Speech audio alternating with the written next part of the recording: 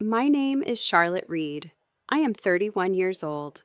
My family turned their backs on me in the most humiliating way possible, leaving me exposed and broken in front of everyone I cared about. The kind of betrayal that still wakes me up at night. It happened right there on stage at the community center in Kansas City, where I'd just been honored for my work in emergency response. The applause still ringing when my father, Robert Reed, stood up from the crowd and shouted that I'd stolen from our family's savings to fund my so-called success. His words slicing through the room like an accusation no one expected. My brothers Elijah and Finn sat there nodding along without a word to defend me, their agreement hanging heavy in the silence that followed, making my chest tighten with a pain sharper than any award could fix. As the murmurs spread through the audience, I felt the weight of every eye on me, my hand shaking but steadying as I leaned into the microphone and calmly denied it all, deciding in that split second to fight back with the truth they'd hidden for too long. But as the room fell into uneasy whispers, I couldn't shake the feeling that this outburst was only the beginning of a storm brewing far deeper than anyone realized. Have you ever had your own family publicly shame you over lies they created themselves? How did you handle the fallout, and did it change everything for you? I'd love to hear your stories in the comments below. It might help someone else going through the same thing. Looking back now, sitting here, recounting this to all of you, it's hard to believe how it all built up over the years, but I guess these things don't happen overnight. I grew up in a modest neighborhood on the outskirts of Kansas City, Missouri, where the summers were sticky and the winters bit hard, but our family always seemed to hold it together, at least on the surface. My parents worked regular jobs, my father as a mechanic for the city fleet, my mother Laura Reed as a bookkeeper for a small accounting firm before she passed away a few years back from complications we never saw coming. My older brothers were the ones everyone doted on Elijah, with his charm that got him out of every scrape, and Finn always the quiet enforcer type, backing up whatever scheme they cooked up. Me, I was the one who kept my head down, studied hard, and landed a role coordinating disaster relief for the local emergency management office, the kind of job where you show up when things fall apart for others. It wasn't glamorous, but it felt like I was making a difference, especially after that big flood 5 years ago that changed everything between us. That flood hit Kansas City like a freight train, rivers swelling over their banks and turning streets into canals overnight. I was on duty coordinating evacuations when the call came in about our family home on the edge of the flood zone. My father yelled over the phone for me to prioritize saving his old work truck, parked in the garage, the one he swore was his ticket out of debt, since he planned to sell it for parts or something to cover loans he'd racked up. But right then, I heard screams from a nearby apartment building, an elderly couple trapped on the second floor with water rising fast. Training kicked in, and I redirected my team there, first pulling them out just as the structure started groaning under the pressure. By the time we circled back, the truck was underwater, ruined beyond salvage. My father met my eyes later that night, his face twisted, not with worry for me or gratitude for the lives saved, but with this cold fury, like I'd chosen strangers over blood on purpose. He muttered something about how I always put my job first, and from there, the rift started widening, little comments turning into full-blown resentment. In the months after I learned, the truck wasn't just sentimental, it was collateral. He'd been counting on for a bank loan to bail out my brother's bad investments. Some failed side business they'd sunk money into without telling anyone. My mother had been quietly covering for them, dipping into her savings to keep the peace, but with her gone now that buffer vanished. My father started whispering to my brothers that I'd sabotaged them all, that my heroics were just a way to show off while they suffered. It stung, but I tried to brush it off, focusing on my work and my relationship with my fiancé, Justin Sanchez, who'd been my rock through it all, a software developer who always knew how to pull me back when things got heavy. We met at a community event years ago, and he was the one who encouraged me to apply for that promotion, the one that led to the award ceremony where everything exploded. I still remember mailing out those invitations to the ceremony, hoping maybe it could be a fresh start, a chance for us to come together and celebrate something good for once. It was a big deal for me, recognition from the city for coordinating relief during that same flood, complete with a plaque and a small speech. I tucked in notes for my father and brothers, saying I missed them and wanted them there. A week later, the envelopes came back, stamped return to sender, no explanation.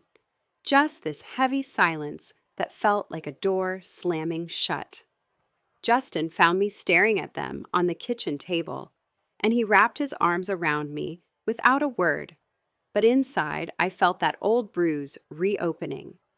Then came the call from our neighbor, Mrs. Wanda Adams, the sweet lady next door who'd known us forever.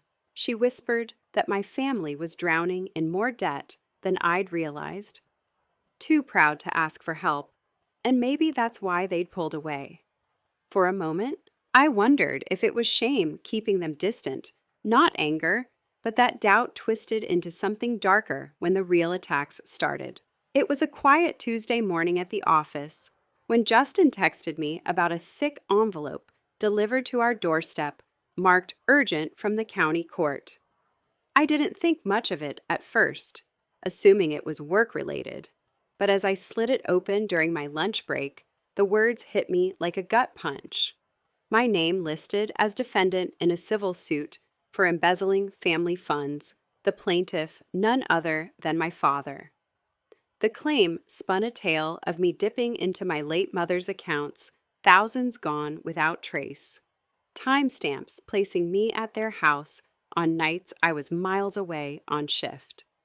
My coworker, Lisa Morgan, a sharp-witted dispatcher who'd become like a sister to me over late-night shifts, peeked over my shoulder and whistled low. "That can't be right, Charlotte, who'd make this up," she said, her sarcasm dripping as she jabbed at the paper like it was personally offending her. But reading on, I saw the forged signatures, the accusations that I'd hired someone to cover my tracks. And it all pointed back to my brother's handwriting styles I'd recognize anywhere, Elijah's loops too perfect, Finn's scrawl too rushed.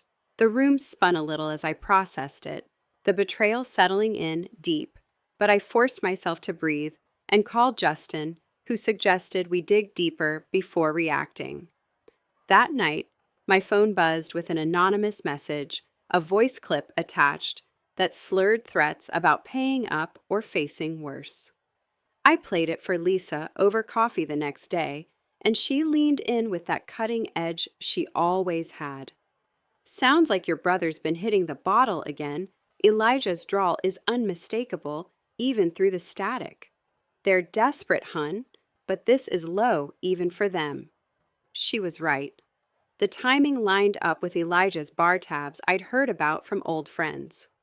Then, tucked in my mailbox a few days later, a note in Finn's unmistakable slant: "Cooperate or it gets uglier." My heart raced. As I pieced it together, they weren't just angry.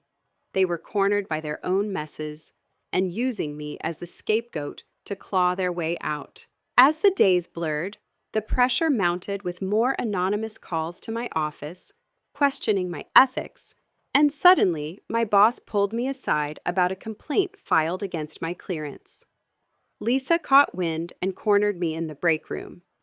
"They're trying to tank your career now. That's not family. That's warfare with a side of cowardice." She snapped her words, landing like the jabs she used in our team meetings to cut through bureaucracy. I nodded, the exhaustion creeping in. But then the real hammer dropped when I got home to find my father, standing on the porch with two police officers, snow flurries whipping around them, his face set in that unyielding stone I'd known since childhood.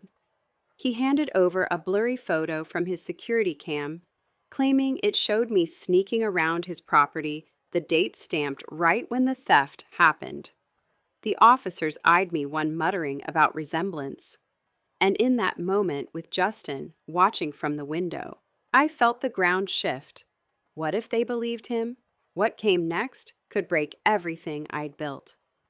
I stood there on the porch, the cold seeping through my coat, as my father thrust the photo at the officers, insisting it proved I'd broken in and tampered with his safe.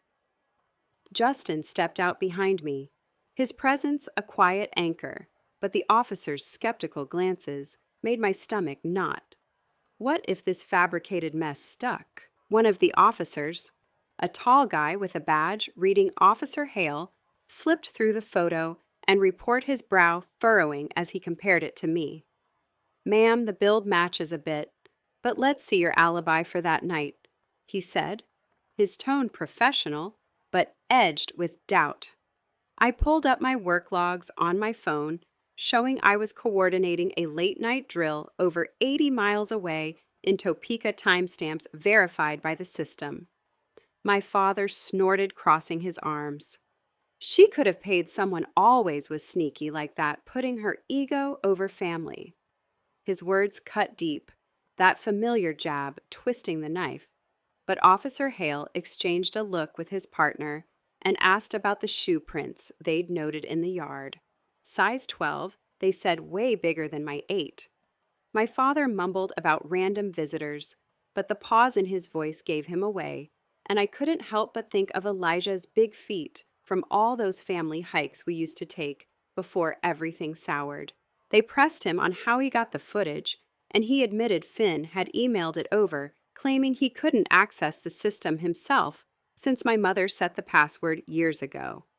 The officers rechecked the metadata, pointing out glitches that screamed tampering, and one even noted the figure in the photo wore a jacket from a local bar Elijah frequented downtown. My father's face flushed, his gaze sliding away as if facing me would crack his resolve. In that tense standoff, with snow melting into puddles around us, the truth peeked through. They'd orchestrated this whole charade to frame me desperate enough to risk it all. The officers left without charges, warning him about false reports. But as my father turned to go, he shot me a look loaded with resentment.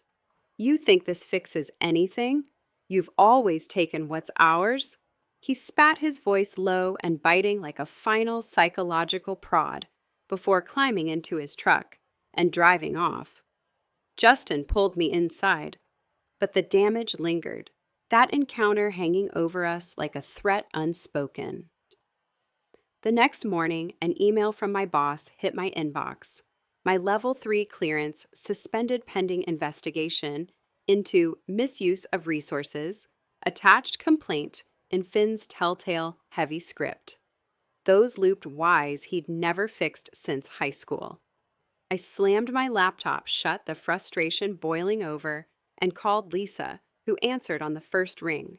"Tell me everything, girl, don't spare the gory details," she said, her sarcasm a welcome shield as I spilled it all. She paused, then fired back, "So your family's playing dirty pool to sink your ship. Classic nothing says love, like sabotage with a side of slander."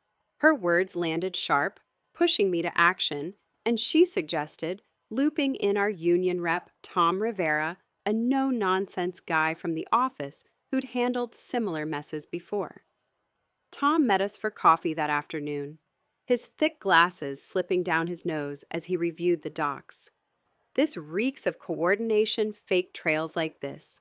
We'll trace it back and make 'em regret it," he said, his tone cutting through the haze with practical jabs at their sloppy work. As we dug deeper, Justin hacked into public records.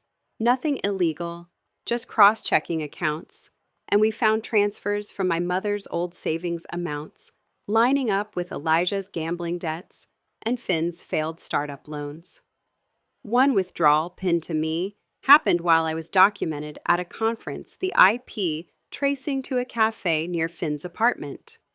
Then came the hospital bill in the mail addressed to my mother, but paid via an account. In my name, I never opened identity theft, staring back in black and white.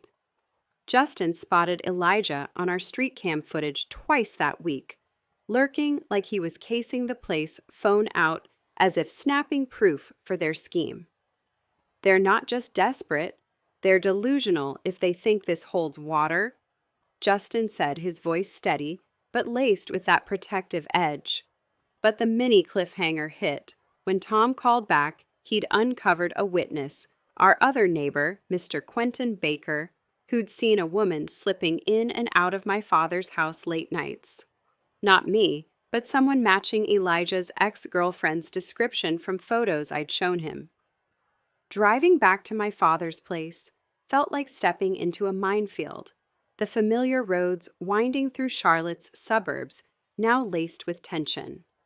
The house looked the same, faded siding and that scarred fence from the flood, but inside, everything screamed neglect, stacks of unpaid bills on the counter, the air thick with unspoken failure. I rifled through the kitchen drawers, while my father was out finding my mother's old ledger, hidden under receipts, pages filled with her neat handwriting, detailing loans to my brothers, Elijah to repay soon, scrawled repeatedly, but never crossed out.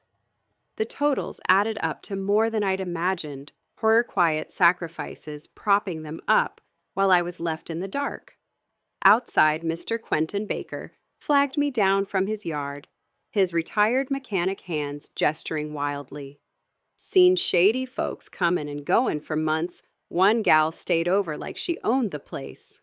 He grumbled his words a sharp poke at the holes in their story. It clicked.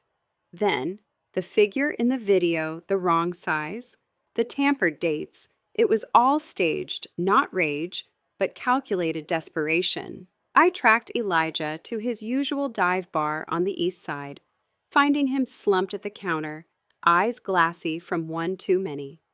He looked up, surprise flickering before defensiveness set in. "What do you want, sis? Come to gloat," he slurred. But under Lisa's advice, I kept it calm, laying out the evidence piece by piece. He cracked faster than expected, admitting they needed cash.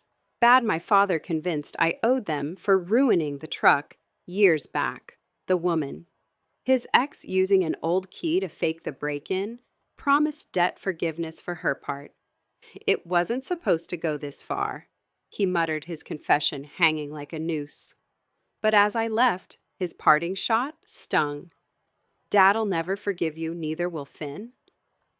Back home, Justin and I pieced it with Tom, who nodded approvingly. "This flips the script we've got him on fraud, maybe even perjury if it hits court." But the real twist came that night. A voicemail from Finn, his voice shaky, warning me to drop it or things escalate.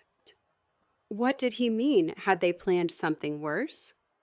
The hearing loomed like a storm cloud, set for a crisp morning in the county courthouse, fluorescent lights buzzing over worn benches that had seen too many family feuds. I arrived early, Justin by my side, Lisa texting encouragement from work. Give 'em hell with facts, not feelings.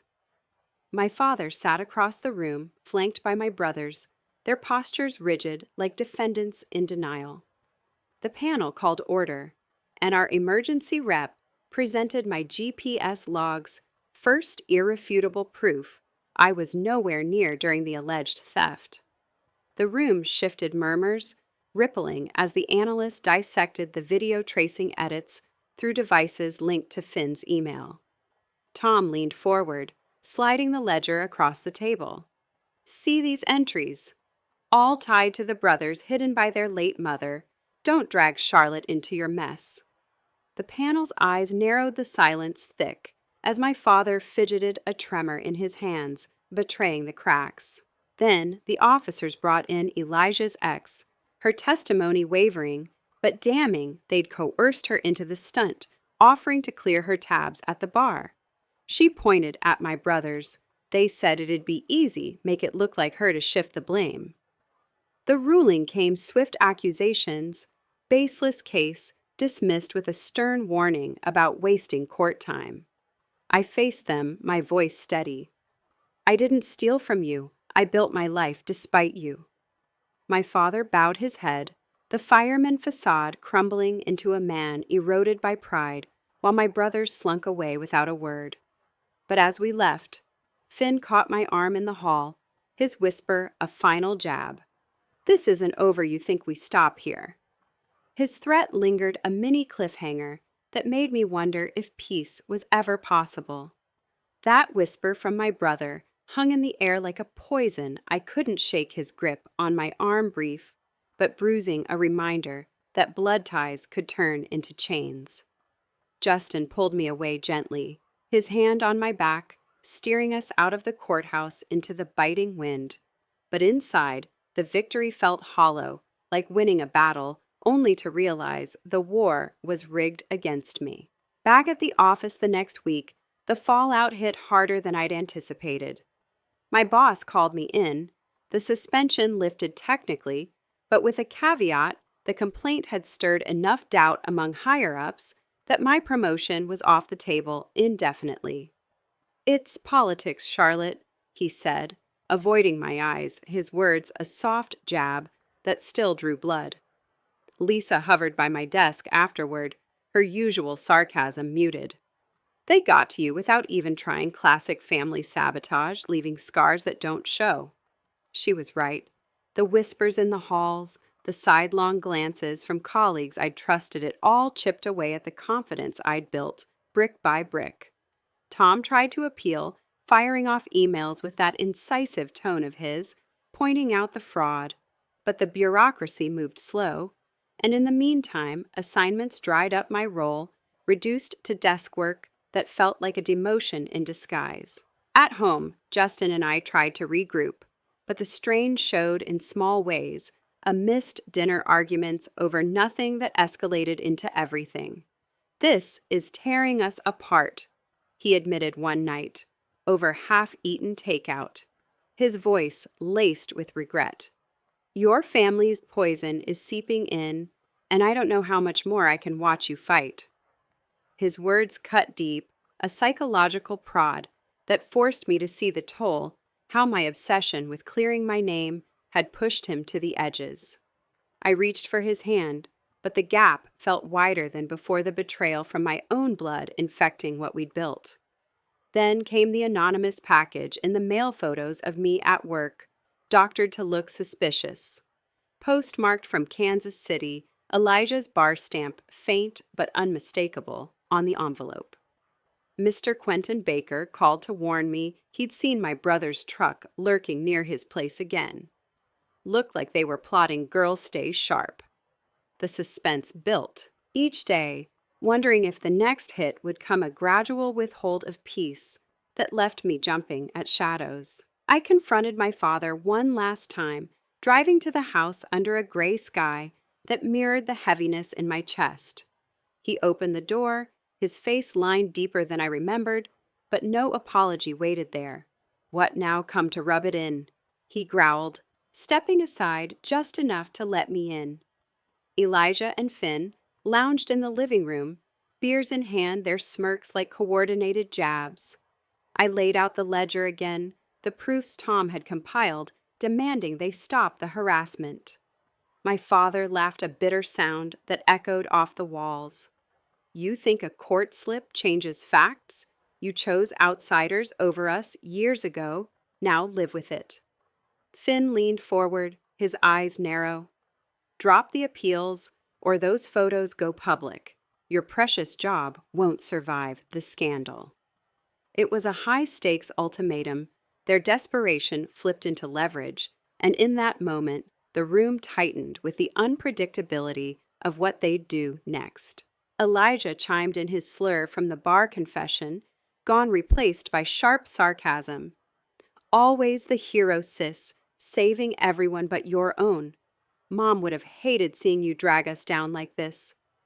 His words landed like a razor, twisting the memory of her sacrifices against me, and I felt the trap: close fight on and risk everything, or back down and let them walk free.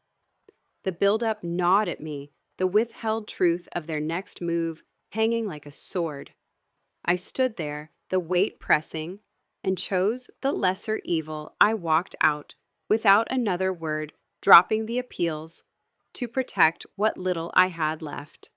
Tom argued against it, his voice cutting over the phone. "You're letting them win. That's not justice, that's surrender." But the alternative meant dragging Justin deeper, losing my job entirely, and I couldn't stomach that fallout. In the weeks that followed, the harassment tapered, but the victory was theirs. My father and brothers untouched, their debts still hidden, while I pieced together a fractured life. The promotion slipped away permanently, forcing me to take a lateral move to a smaller agency, the pay cut stinging like a constant reminder. Justin and I held on, but the trust-frayed conversations turning careful, as if one wrong word could unravel us. Lisa tried to rally me with her witty barbs during lunch. "They played dirty and got away. Life's scoreboard ain't fair, but you're still standing." Yet standing felt like surviving, not thriving, the emotional heaviness settling in my bones. Mrs. Wanda Adams stopped by with cookies, her neighborly concern a soft jab at my isolation. "Family's supposed to lift you up, not bury you, shame on them." But shame didn't touch them. They carried on unrepentant, while I faced the regret of choices made in the fire of their making. Spring came slow to Kansas City buds, pushing through like reluctant hope. But for me, it brought only quiet isolation. A mentee from my old team, Yvonne Zimmerman, reached out about her upcoming project showcase, asking for advice. But I declined the bruise too fresh to risk more exposure. Instead, I sat alone on evenings, scrolling through old photos, wondering if I'd ever bridge the gap or if walking away meant losing parts of myself forever. My family remained stronger in their denial, untouched by consequences, leaving me with the painful failure of a bond severed without closure. It hurts to admit, but sometimes choosing peace means accepting defeat, carrying the sadness as the price of freedom. Thank you for listening to my story. It's been tough to share, but putting it out there helps a little.